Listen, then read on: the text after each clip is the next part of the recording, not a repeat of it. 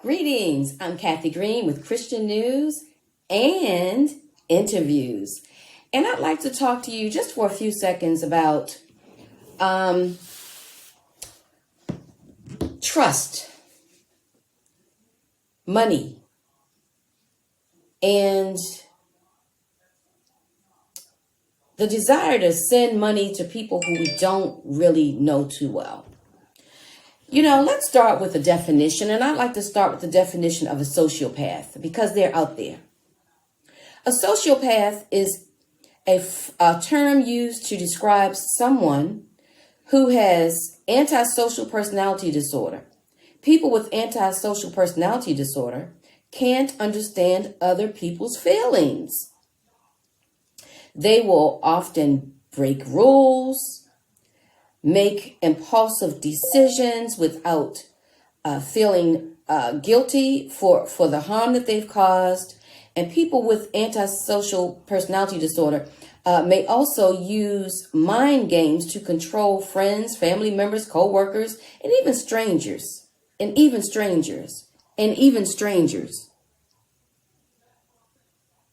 They may also be perceived as charismatic or charming.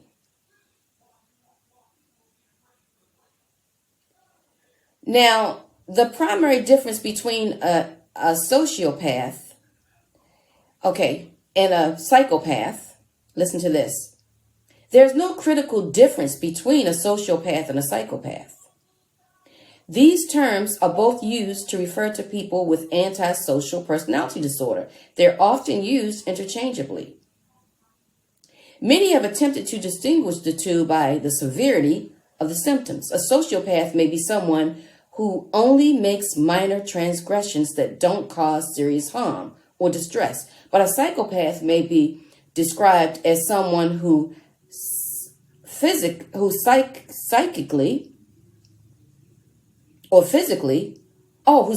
violent or put others in danger. However, the one considers the DSM-5 diagnostic criteria. When one considers that criteria, all of these symptoms can be found in the ASPD, which is antisocial personality disorder category. You know what? In another on another site that I was looking at, it did make more of a difference between a psychopath and a sociopath. It said that a psychopath lacks a conscience. A sociopath may have a twinge of a conscience. They may be a little bit, somewhat reachable. But a psychopath, no conscience. So that's, with the psychopaths, those are the people who will take an axe to a toddler and not care.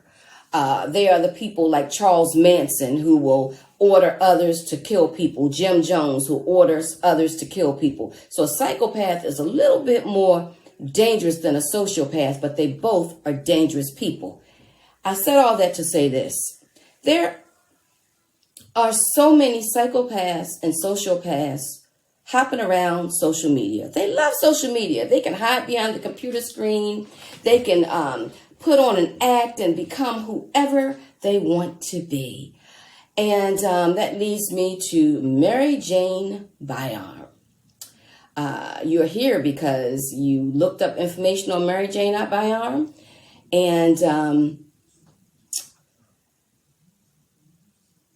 what you've discovered is that, through your research, I'm sure, is that she's a woman who's been talking people into sending her money because she claimed that she was going to take a trip, one to Egypt and the other one to Dubai.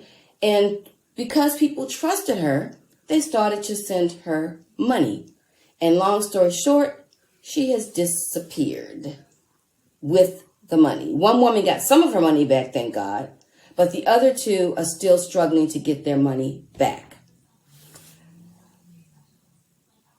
People who do that type of thing, first of all, which she did. If in fact it happened, I have to say if, although I believe it happened, I still have to say allegedly.